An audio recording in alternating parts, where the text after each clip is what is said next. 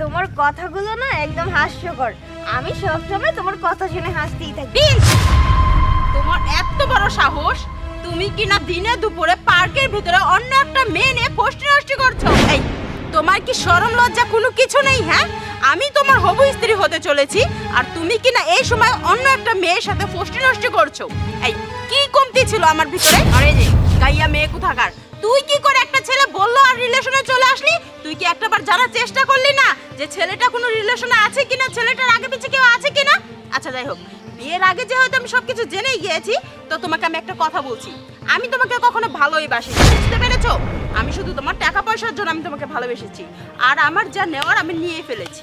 টাকা পয়সা সব আমার খাওয়া শেষ। এখন তুমি এই মেয়েটাকে বিয়ে করো নাকি রাস্তার ফকিরকে বিয়ে করো, আমার কোনো আসে চায় না। বাহ বাহ বাহ, এই তোমার আসল রূপ। তুমি জানো না তোমার আসল রূপটা ধরার জন্য আজকে আমি এই প্ল্যানটা করেছি। মানে কি বলতে চাও তুমি? প্ল্যান করেছো মানে? প্ল্যানটা আমার এই ছিল যে তুমি আমার পাশে যে মেয়েটাকে দেখতে পাচ্ছ সেটা আমার গার্লফ্রেন্ড নয়, সেটা আমার ছোট বোন।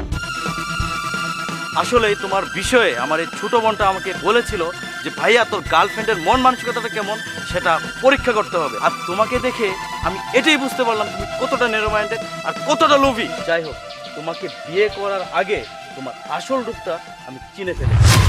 দেখেছো আমার ব্যাংক ব্যালেন্স, আমার অনেকগুলো টাকা, এই লোভে পরে তুমি আমাকে বিয়ে করতে চেয়েছো। বাবা দাঁড়াও দাঁড়াও, তুমি দেখেছো ওখানে কোকিলা না আর হচ্ছে যার সাথে ওর বিয়ে হওয়ার কথা তাদের সাথে তর্ক হচ্ছে, তুমি দেখতে পাচ্ছ? হ্যাঁ, আমার মনে হয় কোকিলা কোনো মিস্টেক করে ফেলেছে। চলো, একটা ঘাপলা আছে বাবা, তুমি তাড়াতাড়ি চলো। চল চল। ঈশা বোন, তুই একেবারেই সঠিক কথা বলেছিস। মেয়েটা যে লোভী সেটার প্রমাণ আজ নিজের চোখে পেলাম। চল। না দাঁড়াও, আসলে একটু কথা বলি।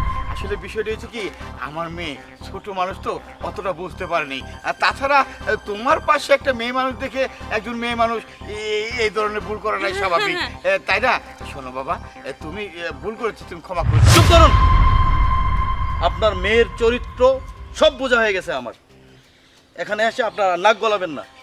হ্যাঁ ভাই, তুমি উত্তেজিত হচ্ছ কেন? ব্যাপারটা একটু বোঝার চেষ্টা করো। আমার বোন বুঝে না, বুদ্ধি একটু কম। ভাইয়া তুমি একটু মেনে নাও না প্লিজ। আপনিও চুপ করুন। আমরা আর আপনাদের সাথে সম্পর্কে জড়াতে চাই না। আমরা চলে যাচ্ছি এখান থেকে। তিশা চল। প্লিজ বাবাজি, এটা কি করলি তুই? হ্যাঁ, তুই একটা বুকার মতো কাজ করলি। আমরা কত বড় প্ল্যান করে রেখেছি, তোকে ওর কাছে বিয়ে দিব, আমরা টাকা পয়সা ওগুলো হাতিয়ে নিব, তাই না? বাবা সমস্যা নেই, আমি আরেকটা টাকালা ছেলে দেখে পটিয়ে নিব।